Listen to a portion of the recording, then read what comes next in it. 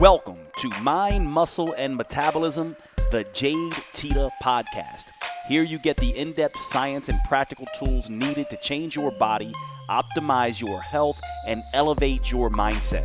I'm Dr. Jade Teta, and here is what I want you to know. You are different. You are as unique on the inside chemically as you are on the outside physically. And those differences matter. They matter because there is only one rule to achieving optimal health, fitness, and body change.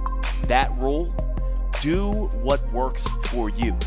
My goal is to help you understand exactly how. I'm so excited you're here. Your transformation starts right now.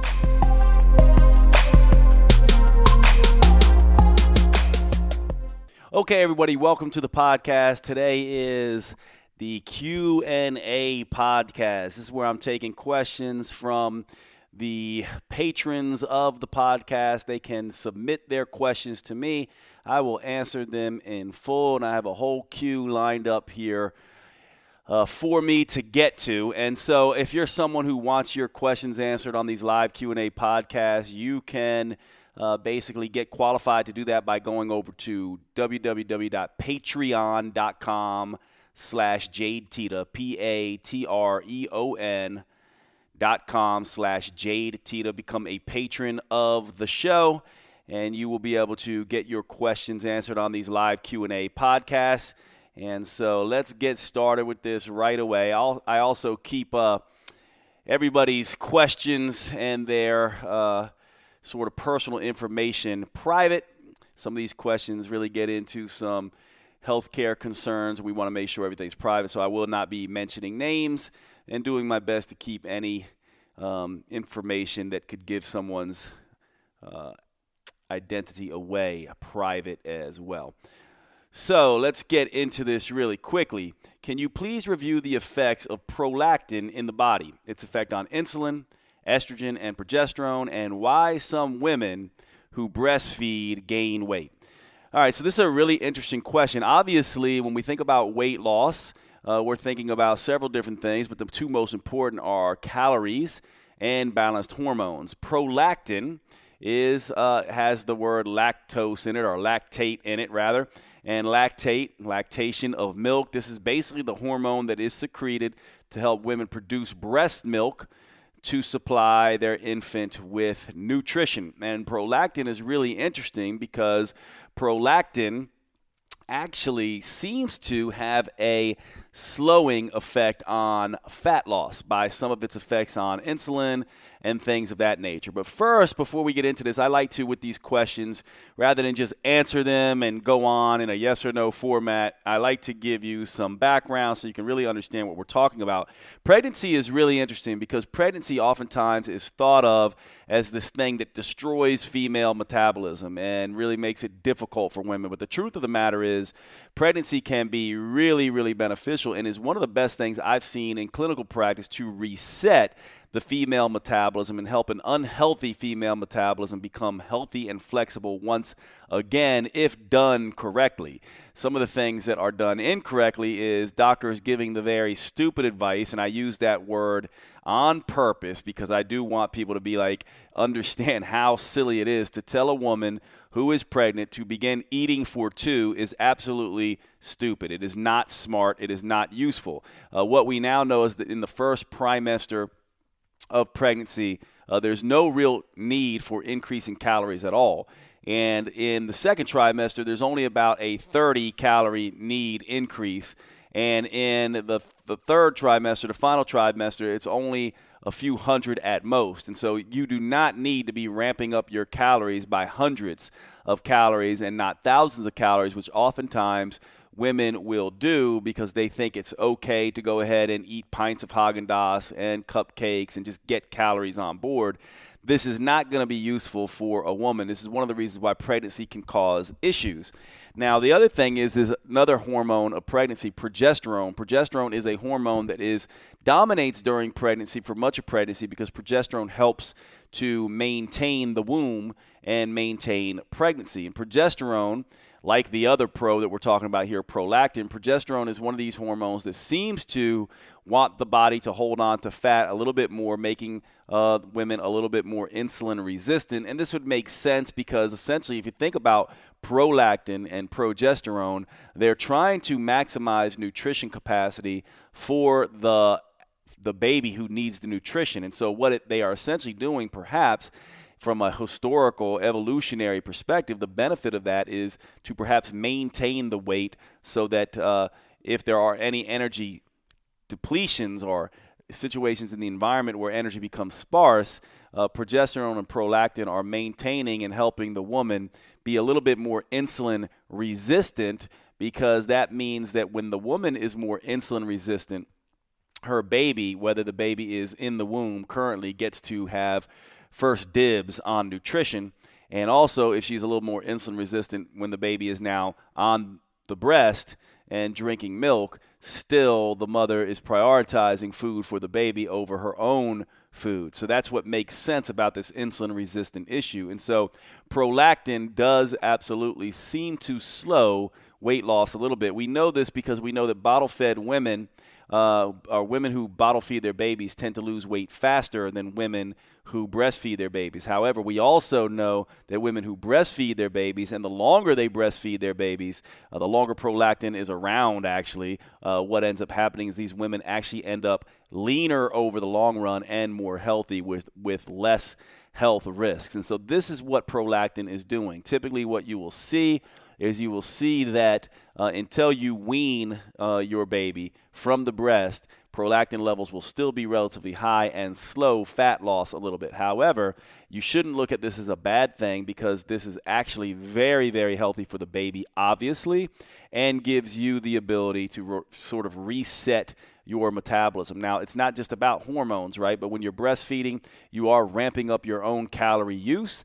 And so if you want to speed this along, I wouldn't never recommend this in pregnancy, obviously, but once you come out of pregnancy, you can begin to perhaps decrease your calories a little bit, and what you'll end up happening is that could offset a little bit of this prolactin effect. But yes, prolactin is going to slow down the fat loss a little bit. But in the end, this is going to be really, really useful for women. So this explains why some women will have difficulty losing fat or completely losing all of the weight that they gained during the pregnancy until they wean the baby. So hopefully that makes sense. Let's go into the next question. Let's see. Hi, Jade. Thank you for all your hard work and what you do to bring all this information to us. It has truly changed the way I think about health and fitness. I have a question about reading labels. When a label has a sugar listed under total carbohydrates and dietary fiber, is that a sugar alcohol that should be subtracted from the total carbohydrate amount? Okay, so interesting question here. So we all know if you look at a label, typically what you're going to see is the first thing you'll see is total fat, or you'll see fat content in grams. Then typically you'll see calories from fat. Underneath that, typically, and this I'm using the standard sort of American label. It's a little bit different over in Europe and a little bit different in the UK.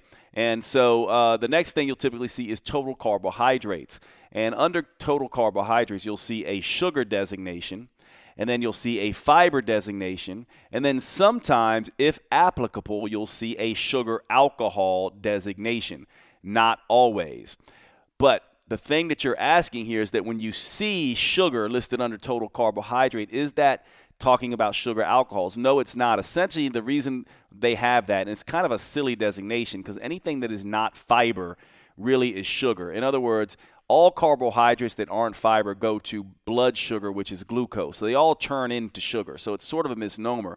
But what they're saying there is simple sugars, like adding in sucrose into foods. And so that's typically what they're saying there. They're saying the total carbohydrates are this, which is typically starch.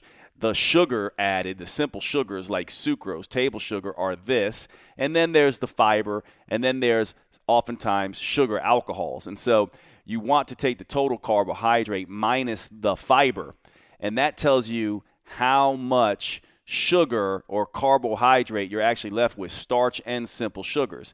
Then if there are any sugar alcohols in it, you want to subtract those out too.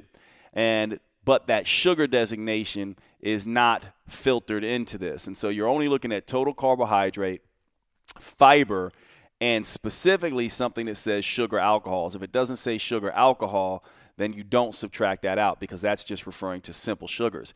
Now, some labels will leave off the sugar alcohol, and that is unfortunate, but you can basically look on a label and see what are the sugar alcohols that you'll typically find in foods: maltitol, sorbitol, erythritol, and xylitol. Those are going to be the sugar alcohols you see in foods. And so if you see any of those things in the product, you can pretty much guarantee that those are the sugar alcohols, and there should be sugar alcohols specified on the label as well.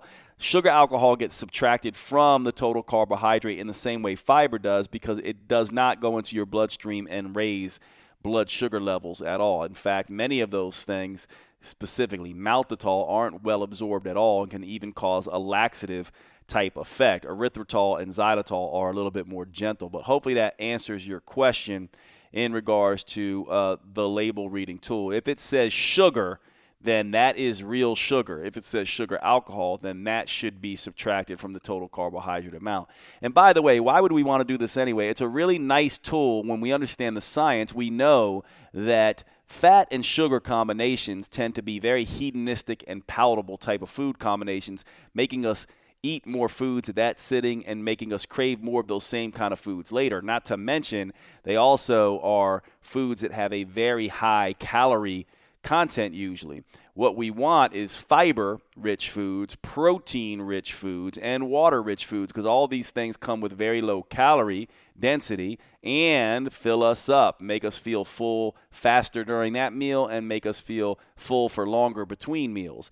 And so we're reading these labels in this way just to get an idea of how much fiber and protein we have. So the way we really want to read labels to get a quick glance at this is to look at the total carbohydrate minus the fiber, minus any sugar alcohols, minus the protein. That number should be less than 10.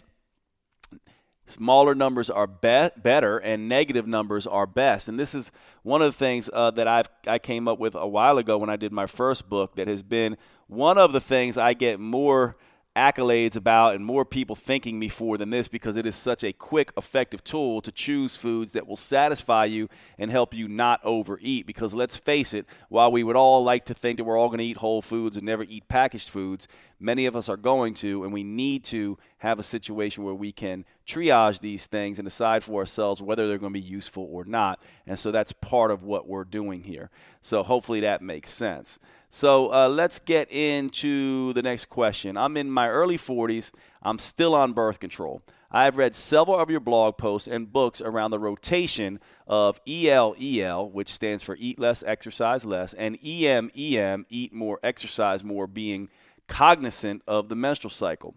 What approach should I take for fat loss while on birth control, since my estrogen is not on a normal cycle? Also, what you would say are top lifestyle practices and supplements for women to consider in their perimenopause phase of life.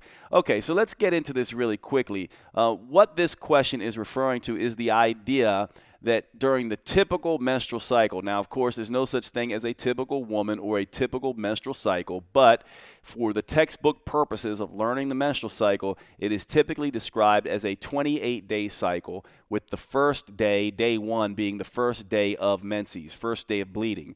And then 2 weeks go by, and usually ovulation in this perfect scenario would be at day 14. And then 2 weeks later at day 28, the cycle begins to start over again. What happens during this time is you can really break up the menstrual cycle into 2 phases or 4 phases. I'll do both for you just to get the education for everybody on board. First, let's think of it as 2 phases. Well, during the first phase, the first 2 weeks between the first day of menses and ovulation, under the direction of follicle-stimulating hormone, which is being basically prompted by the hypothalamus and pituitary, sent down to the ovaries. Remember what hormones do. Hormones tell one area of the body how to respond based on another area of the body's need. So the brain might be saying, hey, look, we need to get ready for pregnancy. We need to have an egg ready to be released. So the brain secretes follicle-stimulating hormone. Follicle-stimulating hormone goes to the ovaries, interacts with the follicle. That's why they call it follicle-stimulating hormone. Stimulates the follicle to mature and the egg inside the follicle to ripen. And under this phase, as that begins to happen, as that follicle begins to mature and the egg ripen, the ovaries will secrete estrogen at that time. So this first 2 weeks is a very estrogen-dominant time.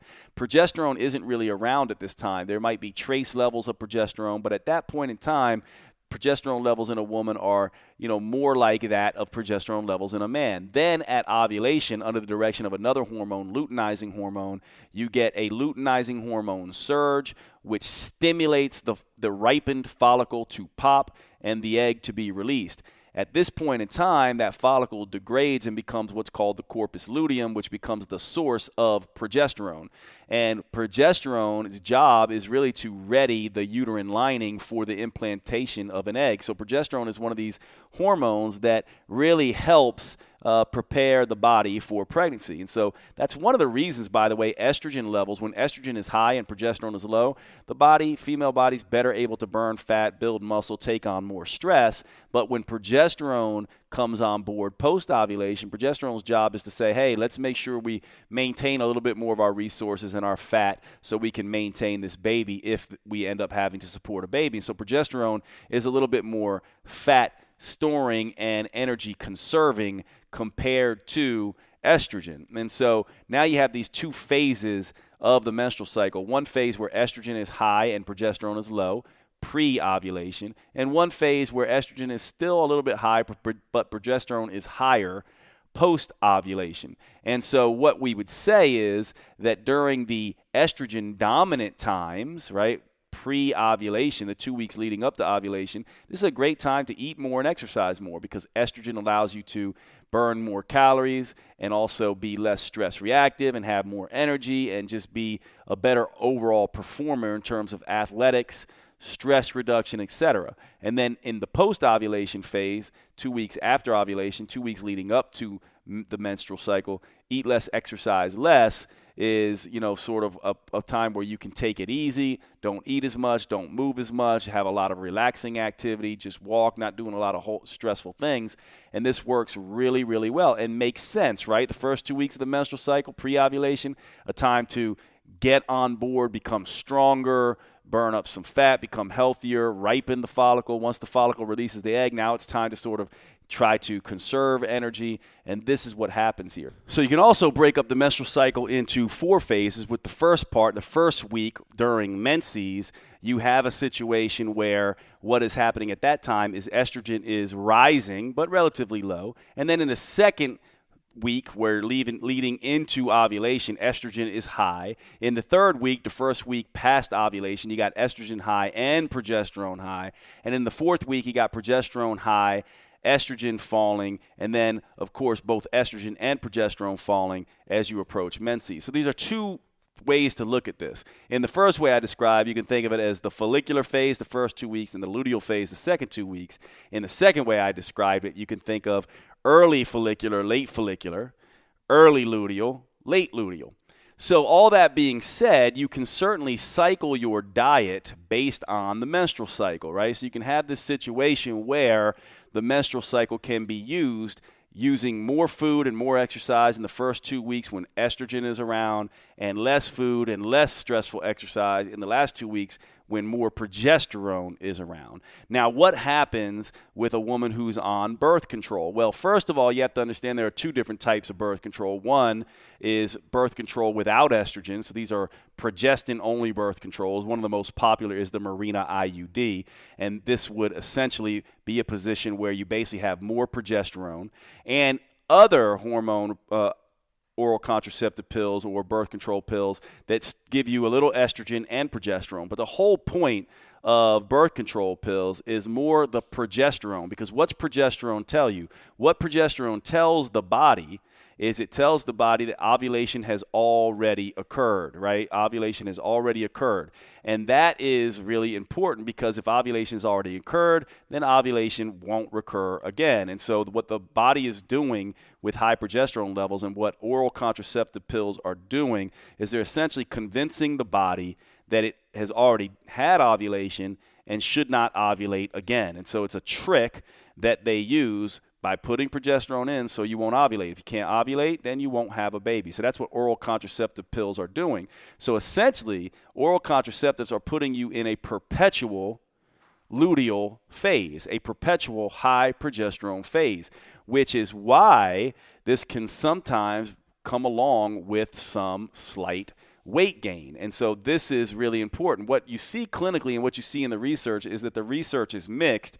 Most of the time, because these also come, the ones that come along with estrogen show a slight weight reduction for most people, but the ones that are progesterone only, like Mirena, are pretty notorious, at least to women, that they can cause weight gain. And so this is partly what you're doing. By the way, if you are a woman who's on hormone replacement therapy in menopause, it's basically the same thing. Hormone replacement therapy for women, whether it's HRT of menopause or whether it's oral contraceptive pills, are putting you in a perpetual luteal phase. What happens is the hormonal environment looks a lot like the luteal phase of the menstrual cycle. So does that mean you must stay in EL? No, of course it doesn't, but it does give you some hints why it might be a little bit more difficult for you to burn fat. And so what I recommend there is if you're on those and you're struggling with fat loss, you may want to start looking at the fact that, well, progesterone and these progesterone hormones that you're putting on board make you a little more insulin resistant. And so you may want to pay a little bit more attention to the fact that if you are on oral contraceptive pills, you may do better with a lower carbohydrate diet or a diet that is less insulin producing. And this is something that you may want to look out for, whether you're doing EL or EM or any other dietary approach. You may want to choose an approach that is a little bit more carbohydrate reducing if you're on oral contraceptive pills, which are progesterone dominant things. So hopefully that makes sense there. Now, the other question here is, what are the things about perimenopause? Well, at perimenopause, what begins to happen is that the follicle, which contains the egg, what happens is some of these follicles become older and become, to the fact where they can't mature appropriately. So you end up in times in perimenopause where you don't ovulate for any number of reasons, either because the hypothalamus is not getting the signals or most often because the ovaries don't have a whole lot of viable follicles or eggs left. And so what happens is at times during perimenopause, you'll ovulate normally, and at other times you won't ovulate. And so what happens is if you don't ovulate, you do not get the progesterone levels rising. And so this ends up being a really interesting thing because, believe it or not, you need some progesterone to sensitize the receptors of estrogen all around the body. So in perimenopause, what you happen is you have a volatile estrogen. Sometimes estrogen will be very high, sometimes estrogen will be very low. So estrogen is changing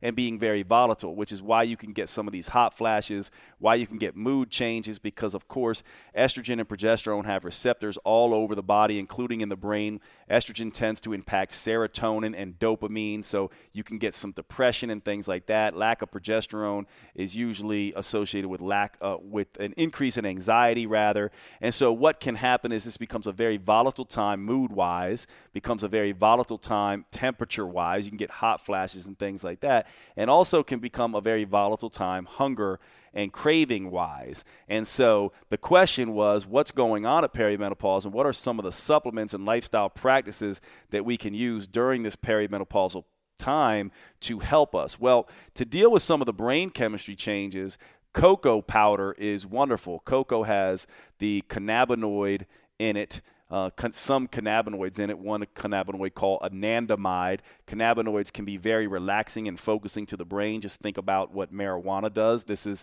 in the same family. So cocoa contains cannabinoids like anandamide. Cocoa also has serotonin in it and dopamine mimickers like phenylethylamine. And so cocoa powder, and obviously you probably don't want to do chocolate because chocolate comes around with fat and sugar, which is highly palatable and can make you crave more fat and high-calorie sugar.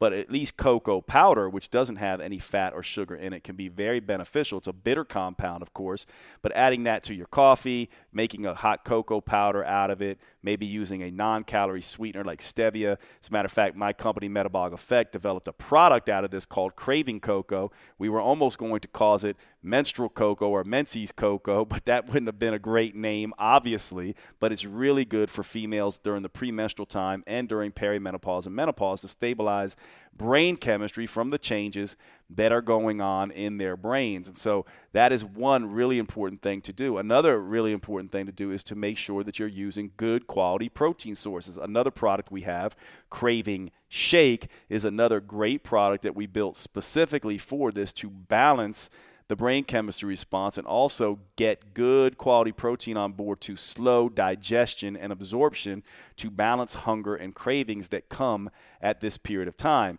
Because one of the beneficial things that can happen lifestyle-wise is, again, lowering your carbohydrate intake slightly. Well, if you're going to do that and not drive yourself crazy, you're going to want to simultaneously raise fiber and protein levels, and this is where Craving Shake can come in as well. So those are two very important things that you can do. Obviously, there's one compound called Vitex agnus castus. This is an herb. The common name is chaste berry. This particular herb has some progesterone-like effects in the body and also helps to sensitize the hypothalamus to make it respond a little bit better to female hormones.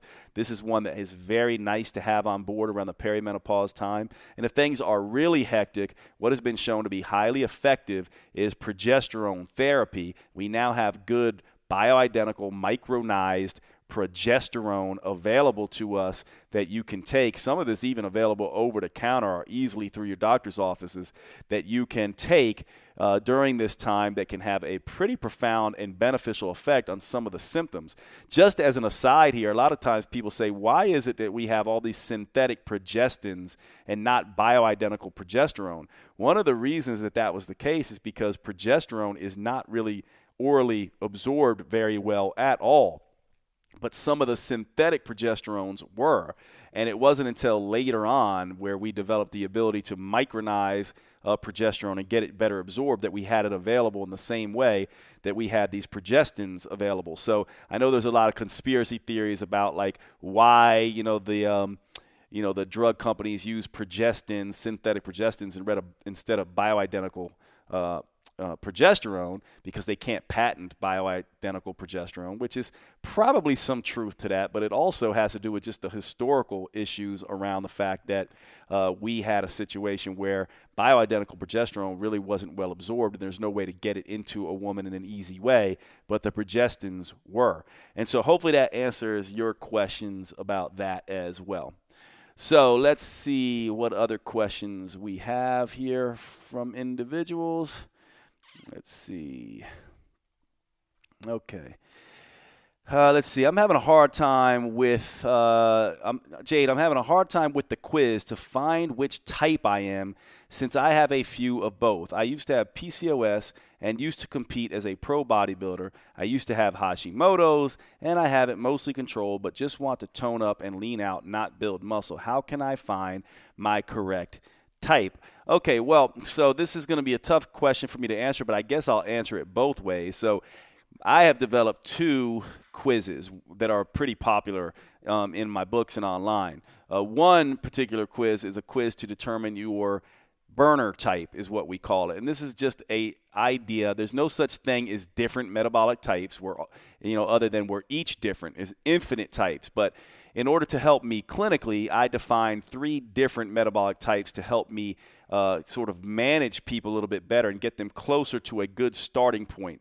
The whole idea behind this is that some people are more stress reactive and some people are more food reactive. Some people live to eat and some people eat to live, right? There's also different types of genetic tendencies. There's mesomorphs who are more muscular and more insulin sensitive. There's endomorphs who are more overweight and more insulin resistant. And then there's ectomorphs that are more thin and stress dominant, with stress hormones like cortisol and adrenaline being high. And so different types of individuals fall into these categories, and that's basically what this quiz was like. So sometimes people have a difficult time saying, well, which type am I? And the first thing I'd say there is that you should not be overly concerned about a type, because the truth is you're no type. There's no such thing as 3 types of metabolism. You are your own different type. Each of us have a unique metabolic expression, psychology, and personal preferences. The only reason these categories can be useful is to say, well, look, if you're more stress dominant and dealing with stress in your life and more genetically thin,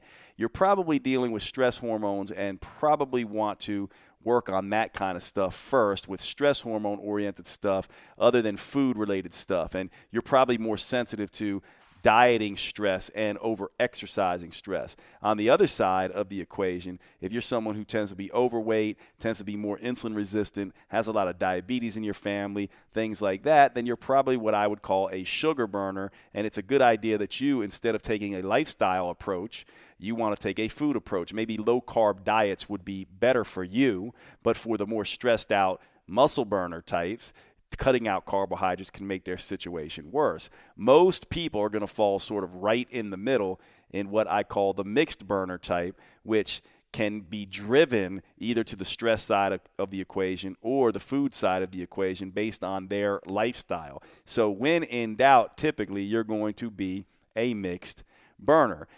The fact of the matter is it really doesn't matter where you start, though. You can start with any of these plans because guess what's going to happen? Your body is going to tell you, your body's going to essentially say through hunger, energy, cravings, HEC responses, HEC, or sleep, hunger, mood, energy, and cravings, SHMEC responses, SHMEC. I use these two acronyms as a way for biofeedback for you to see how the changes you're making are impacting your body. Obviously, the best response is going to be HEC in check or SHMEC in check and fat loss. If that's happening, then that's the plan you want to adopt. And so technically you could start with any plan you want and then essentially be in a position where you will essentially get the results you want and find your unique type. In other words, these three types are just essentially a way to get you started. And in the end, you have to measure your hunger, energy, and craving responses and your weight loss responses in order for you to get the results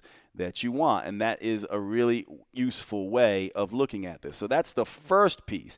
Now, the other piece of this, if you're talking about the quiz, the female quiz, we have 7 different types of women that I essentially, again, it's the same thing here. All women are different. There's no such thing as 7 types, but there is a way that you can essentially classify you to get as a woman to get you a little closer to the things that you might be dealing with. I mean, obviously there's 3 different types of menopausal women. There's perimenopause, which has one sort of hormonal background. There's menopause, which has another. And then there's postmenopause, which is dealing with some other issues. And so when you know this, you can sort of be in a position to say, oh, okay, well, I'm dealing with, in perimenopause, sort of low progesterone and fluctuating estrogen levels. When I'm in menopause, both estrogen and progesterone are low. And when I'm in postmenopause, I got low estrogen, low progesterone, and higher, relatively speaking, testosterone. And so these are different types of women that we specify. And this is associated with my metabolic renewal plan for women that really tries to get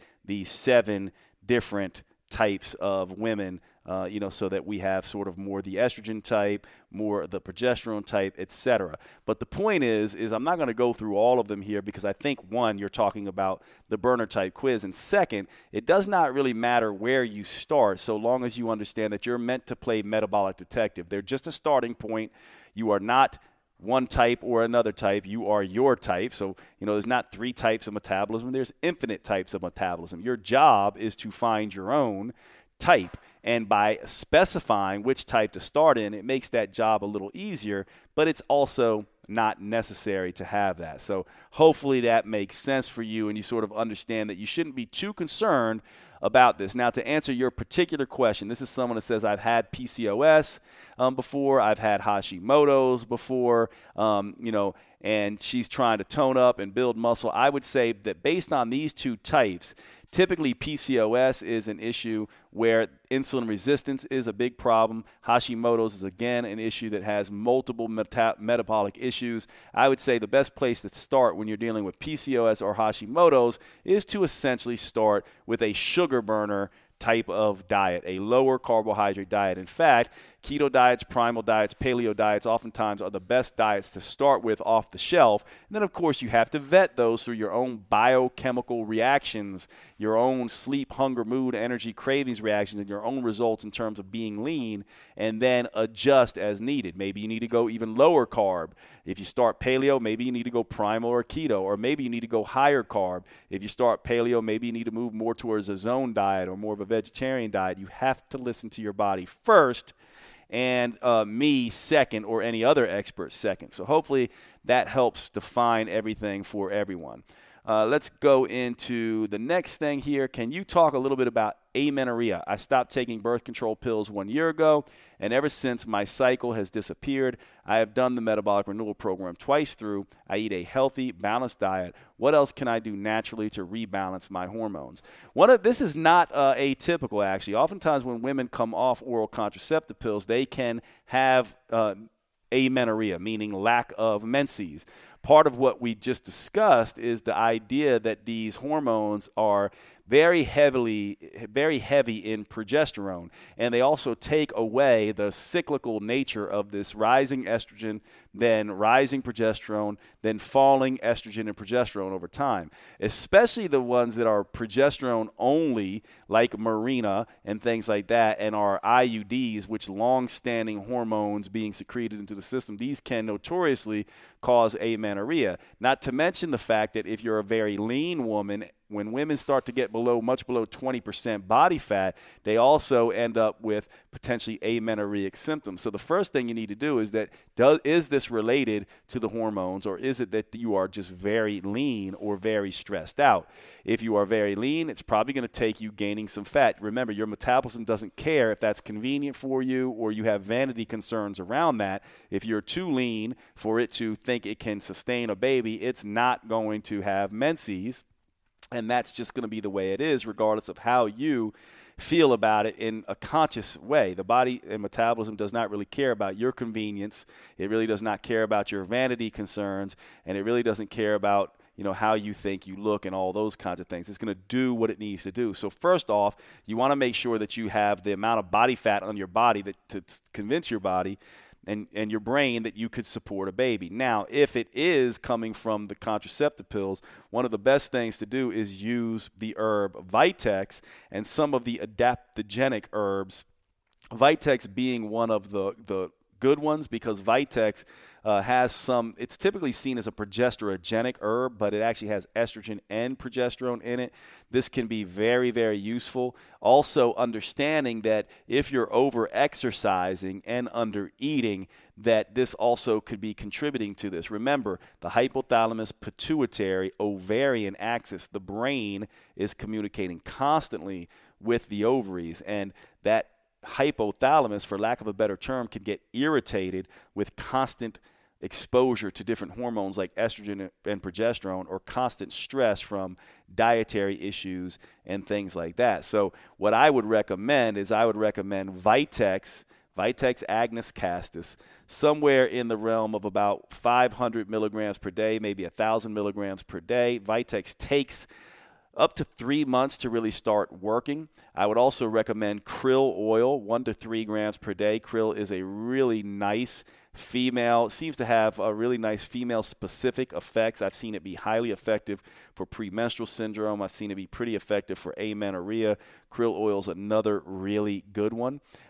Also, if you're dealing with polycystic ovarian syndrome, which is a notorious cause for amenorrhea, 2 supplements that I really like are berberine, alpha lipoic acid, and another one called N-acetylcysteine. So make sure you rule out polycystic ovarian syndrome anytime you're dealing with amenorrhea as well. But I would start there. So just to repeat, one of the things you want to do is make sure that you're taking stress off of your system. So moving to a relaxed diet and a relaxed exercise program, making sure that you're not overly thin and you have enough fat on your body. Typically, once you get below 20% or around the 20% mark for women, some of them can start to experience amenorrhea. Using some of these adaptogenic herbs. There's many. I mentioned Vitex, but there are others that you might want to try. And you may want to consider an adaptogenic supplement that has many of these in them all at the same time. For example, at my company, Metabolic Effect, we have a product called Adrenal Aid that has a ashwagandha in it, rhodiola, and some other adaptogenic herbs that can be highly beneficial of getting the body and brain back into managing menses and its nice cyclical rhythm. So all of those things are things that you can do naturally to help with this. Another thing that you can do that can be really useful is contrast hydrotherapies, combining cold water therapy with hot water therapy. Hot baths combined with cold baths. This is really tonifying, for lack of a better term, to the hypothalamus and the pituitary, and really helps to create a situation where you can get this regulation back in. The way that you would do that is, if you have a sauna, you could do that. You stay in the hot until you get uncomfortable. You know, hot is sort of calming at first, and it gets very uncomfortable. Stay in hot until you get uncomfortable, and then douse yourself in cold until you get calm. Remember, cold is stimulating at first, then you get relaxed. And so this is typically takes about, 15 to 20 minutes in hot and maybe 1 to 2 minutes in cold. Sometimes it's cold, as long as 30 seconds in cold, because cold can be really, really stimulating. Do this back and forth, preferably one time per day or a couple times per week. If you do it at night, you can end in hot because that will help you sleep. Obviously, a lot of people don't know this, but when you think about it, right, if you end in hot, you come out of the shower and all your blood vessels are dilated, which causes your body to cool off faster, and that's a signal to sleep. Keeps your body cool. But by the same token, if you end in cold and you come out of the shower of a cold shower, actually it constricts blood vessels, conserving heat. And so this is a really nice way, a really nice trick to help you fall asleep at night and signal to the body that your temperature is falling, is do hot and then come out of the shower. Your body will cool down faster, actually. And if you want to sort of tonify your system and warm up faster, cold will help you warm up a little faster. It's sort of counterintuitive. But these types of cyclical programs can help as well. And, these kind of cyclical things with temperature can help. And then the final thing I'll say is also cycling the diet. I talk an awful lot about eat less, exercise less, and eat more, exercise more, and managing those with the menstrual cycle. So taking 2 weeks, just choose it. You're not menstruating right now, so you're probably not ovulating. That's fine. But just choose 2 weeks where you're doing eat more, exercise more. So you're eating a little more, you're exercising a little more, and then 2 weeks where you're really relaxing, and go back and forth between these two. And this can be very healing to the metabolism versus trying to stay stuck in, an eat less, exercise more approach, which can be a big deal. So yes, these hormones can get you sort of stuck in gear, but I'm giving you all the things in addition to the lifestyle factors that would help. For example, if you're someone who got here because of exercise and stress, that is one thing. But if it's primarily because of the hormones, then the adaptogens and supplements are probably what you're going to need. So hopefully that is helpful. And let's go to the next question here. All right. Could you explain the hypothyroid diabetes connection? How do we prevent diabetes and insulin resistance? Well, that's interesting that you say there's a hypothyroid diabetes connection. Typically, we don't necessarily see that as connection, in general. It's not that, people who have diabetics don't usually always have hypothyroid. And I'm not even aware that, and I could be wrong, of course, but I'm not aware of this. And I don't think there is a direct connection between people with diabetes and people with hypothyroid. I'm unsure about that, but I don't think that's the case. I'm not aware of that anyway, but of course I could be wrong about that. But there is one potential connection here between, diabetes and hypothyroid and autoimmune conditions that a lot of people miss, and that is the idea of what is known as metabolic endotoxemia. And so what this big long term means, it just means endotoxin. It's kind of not a great name. They really need to come up with a better term for this because it does confuse the lay public. But an endotoxin is a toxin that comes from bacteria living in our gut. Actually, there's a compound called LPS, or lipopolysaccharide. You can kind of think about this as, imagine your bacteria that live in your gut are wearing fur coats, and when they get too hot or they die off, they shed those fur coats, and then those fur coats get absorbed into your bloodstream. Well, those fur coats are something called lipopolysaccharide, and when they get into our bloodstream, whether they are on a live bacteria or not, our immune system reacts to them as if they are a foreign invader, triggering off a lot of inflammatory events that can negatively impact the pancreas, that is responsible for insulin, that can negatively impact the thyroid gland, which cause autoimmune sort of reactions in the thyroid, which might lead to Hashimoto's. This is a common mechanism in all autoimmune diseases. Obviously, if you see things happening in the nervous system as a result of this, it's multiple sclerosis. If you see things happening in the joints, it's rheumatoid arthritis. If you see things happening in the gut, it's Crohn's disease or ulcerative colitis. If you see things happening on the thyroid, it's Hashimoto's thyroiditis. So this is one possible connection between diabetes and hypothyroid, this autoimmune sort of metabolic endotoxemia effect.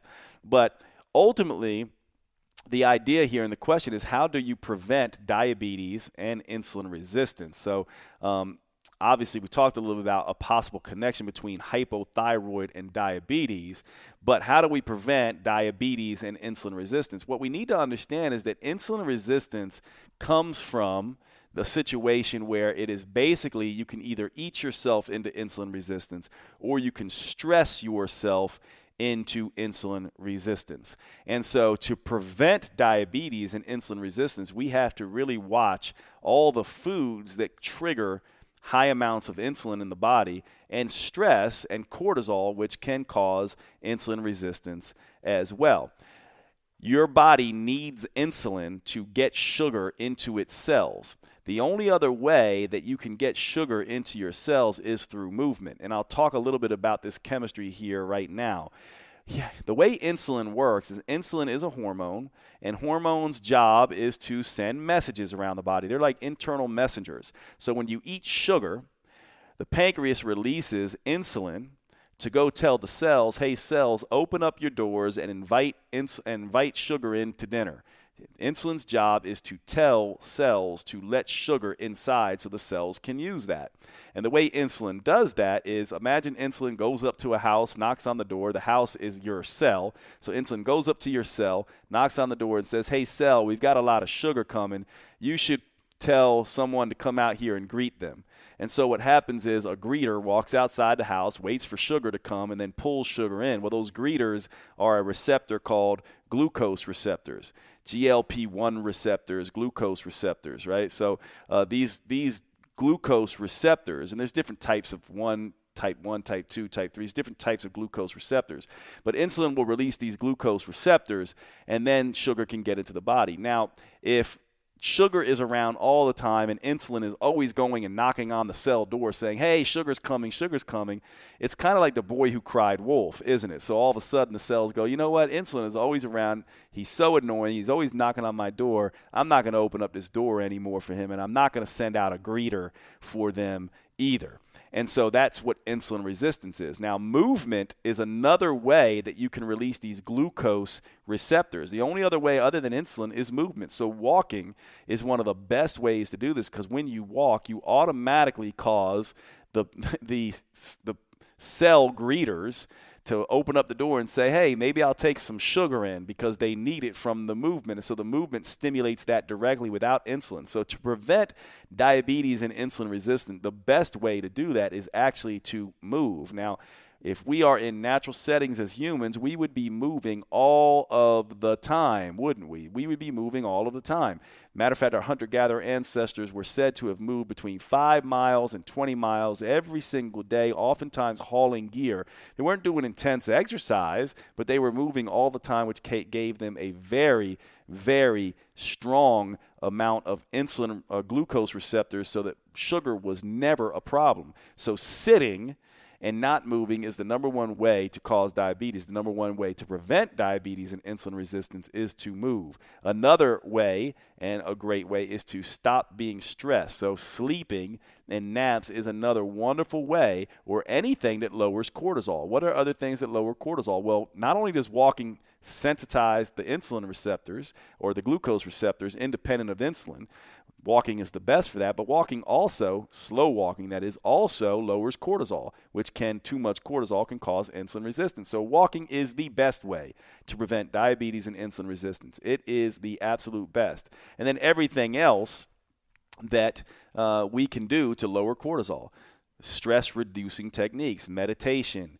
hot relaxing baths, sex and physical affection, massage, spa therapies, time with loved ones and pets as long as they're not stressing you out, tai chi, relaxing yoga, not power yoga, not stimulating yoga, but relaxing, restorative yoga, walking, not fast power walking, but relaxing walking. All things that relax and reduce cortisol. These things will all prevent diabetes. So you have to manage stress and you have to manage your movement if you want to prevent diabetes. And then, of course, one other thing I'll mention here is good quality nutrition. And so there are many different nutrients that can really aid us in our insulin sensitivity. Magnesium is one. Zinc is another. There are also good quality nutrients like berberine and alpha lipoic acid that I mentioned before when we were talking about polycystic ovarian syndrome. All these things can work, but they're not going to work unless you do the lifestyle things first. And so hopefully that makes sense and is useful for you. Let's see. Here's a question. I've been on a low-dose estradiol patch, 0.05 milligrams, for 5 years to help with severe menopausal symptoms. What is the best way to wean off of this estradiol patch? Probably the best way to do this is, remember, we've talked about this several times, but probably to use a black cohosh Vitex mix. Both black cohosh and Vitex, two herbs, have both estrogen and progesterone-like effects, and they can be a gentle way to prime the hypothalamus and the sort of hormonal system. Even though you're menopausal, and if you're dealing with menopausal symptoms, you're probably more perimenopausal, because once you turn menopausal, there's not as many symptoms there. But I would say Vitex is a key one, and so is black cohosh, can be very, very beneficial. So I would get those on board. You can find those over the counter. Take them according to the directions. Get those on board. Keep them on board for maybe 1 to 3 months, and then begin to wean yourself off the estradiol patch. That is a really, really good way to do that. And obviously, I don't know, sometimes this happens like this. It's good with these Q&A podcasts. We've talked a lot about female hormones today, and so you can go back and sort of listen to sort of the menopausal discussion we just had, which is really, really useful. Okay, so let's see. I'm going to take one more question, and we're going to wrap it up for today. In this particular questions, I'm 3 months in. I'm not seeing fast and fantastic results like I'm reading others are having, and I'm a type 5 who pretty much already had schmeck in check. Already didn't eat high carbs or even any sugar, caffeine, already taken ashwagandha and a thyroid meds and bioidenticals, go to bed early, avoid stress. What do you think I should change? Anything else, like fewer workouts or do burnout ever through I have to modify everything? So there's a lot in this particular question here. And I'm also, one of the things I'll say is that it's tough to know. I'm assuming because of the way she's asking this question that she's talking about my metabolic renewal program, which is specifically for women. And when she says I'm a type 5, that's a particular type on a quiz. We've already talked about how the idea is you're not a type 5. Type 5 is just a good starting place, so you're not stuck there. It's just a starting place. And this is where I'll answer your question. Here's the two things that I would say here. This is a very common question. Essentially, this question is the following, which we get all the time. I'm doing everything right, and I'm not getting results. Isn't that essentially what this person is asking? And I understand that. It is very frustrating, right? You think you're doing everything right. You're following everything right. She's saying, I've already had, my schmeck is in check. My hunger, energy, and cravings are in check. I already didn't eat high carbs or a lot of sugar and caffeine, and I'm already taking some of these things, and I am on thyroid medications, and I do take bioidenticals, and I do go to bed early, and I do everything right, and I'm still not getting results. Well, the interesting thing here is that what is what is right for you. And so if you're focusing on doing all the things that are in any program, whether mine or anyone else's, and you're not getting results, you're missing the point. Programs are not meant to be followed like recipes baking a cake.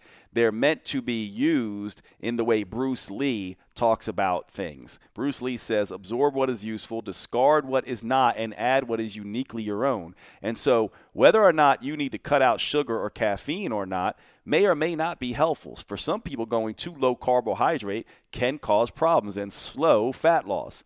So in that program, and this is the part that in all of my programs, I talk about the idea of using the AIM process: assess, investigate, and modify. AIM. What are you assessing? You're assessing SHMEC, sleep, hunger, mood, energy, and cravings, and your fat loss results. So in this case, her SHMEC is in check, which means her hormones are probably balanced, yet she's not losing fat, which means there may be an issue with calorie reduction or training or something of that nature. So certainly her intake of food is taken care of, but what is going on with her output and her burning of fat?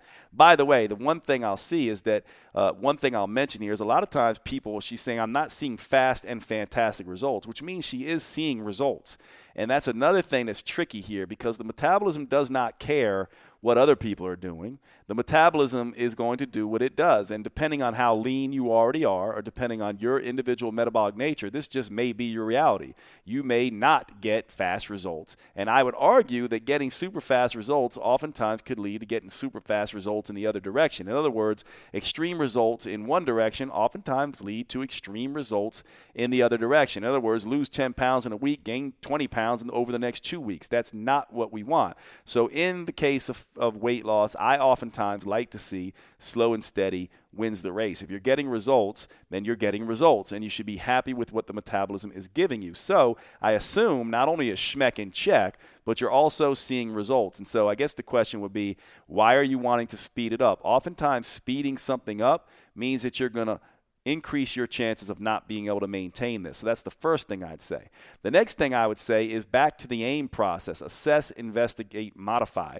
Well, your SHMEC is in check. You are seeing results. You can certainly try to speed things up if you want. I would recommend against that. I would go slow and steady to win the race.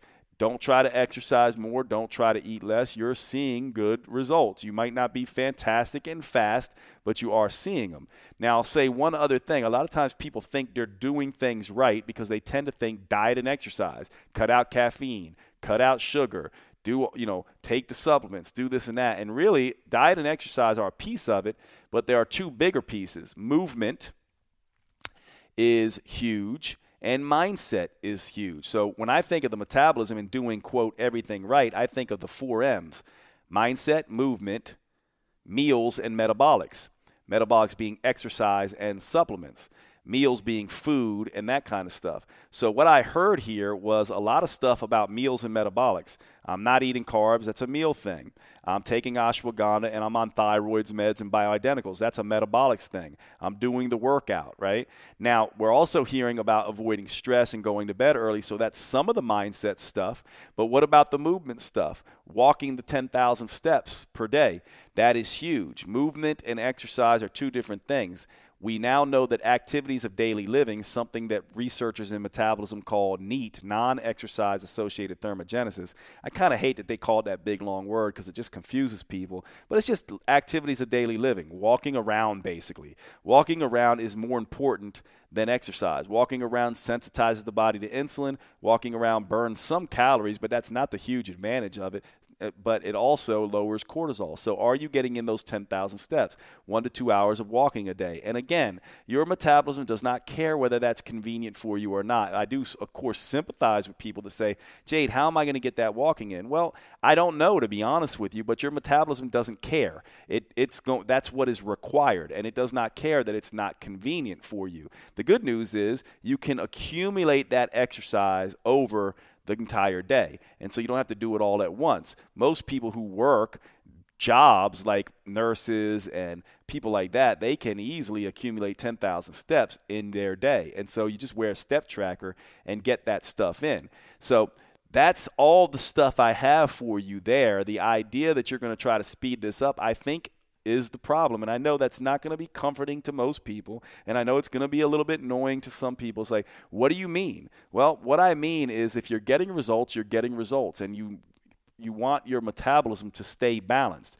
The final thing I'll say here, if you do want to speed things up, part of the ways that you can do that is to do some of the more extreme types of exercise approaches. Have you tried intermittent fasting? Have you tried a keto diet? Have you tried some of these more extreme low-carb diets? Have you tried more exercise? Have you tried all these things? Now, the big caveat here is I don't recommend any of that stuff, and the reason why is because that stuff can backfire on you. So you go from someone who's getting results slowly to someone who gets results pretty fast, but then it all backfires on you because the way the metabolism works is like a boomerang. Stress it out too much, and it will stress you out by giving you exactly what you don't want.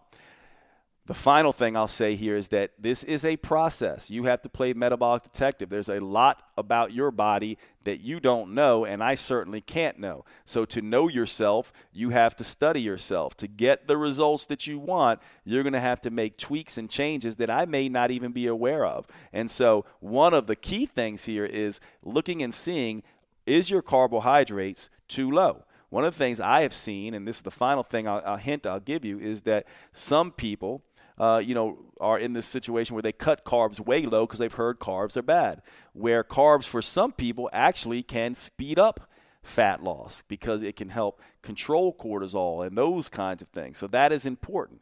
Another thing I'll say, and I know I keep adding stuff, but the final thing I will say here is that cycling the diet, moving from periods of time, 2 weeks or so, when you're doing eat more, exercise more, and then other times where you're exercising less and just walking a lot, is very helpful for sort of jiggling the metabolism a little bit and getting it to release some stubborn fat.